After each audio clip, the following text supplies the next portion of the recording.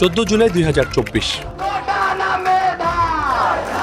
বৈষম্য বিরোধী ছাত্র আন্দোলনের ব্যানারে সরকারি চাকরিতে কোটা সংস্কারের দাবিতে ঢাকা বিশ্ববিদ্যালয়ের কেন্দ্রীয় লাইব্রেরির সামনে জড়ো হন শিক্ষার্থীরা।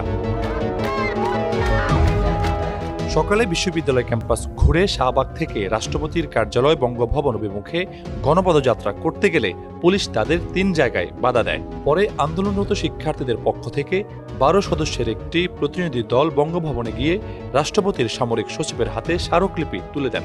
এরপর তারা গুলিস্তানে সমাবেশ করেন। দাবি মানতে দেওয়া হয় 24 ঘন্টার আলটিমেটাম। 24 ঘন্টার মধ্যে একটা দৃশ্যমান পদক্ষেপ নেওয়া এবং আমাদের সাথে আমাদের যে দাবি সেই দাবি পূরণ করা হোক। একই দিনে সারা দেশে বিভিন্ন কলেজ বিশ্ববিদ্যালয়ের শিক্ষার্থীরা নিজ নিজ জেলা শহরে গণপদযাত্রা করে জেলা প্রশাসকের কার্যালয়ে গিয়ে রাষ্ট্রপতি বরাবর স্মারকলিপি প্রদান করেন।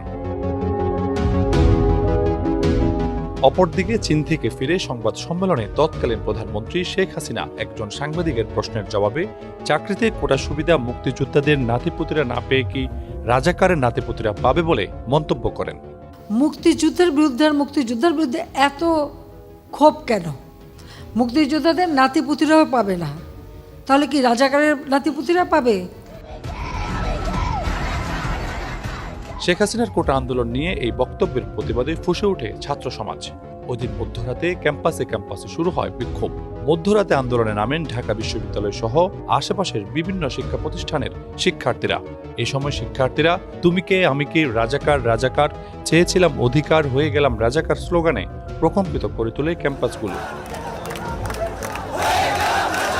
মধ্যরাতে সেই আন্দোলনে তৎকালীন ছাত্রলীগ হামলা করে বলে অভিযোগ করেন শিক্ষার্থীরা।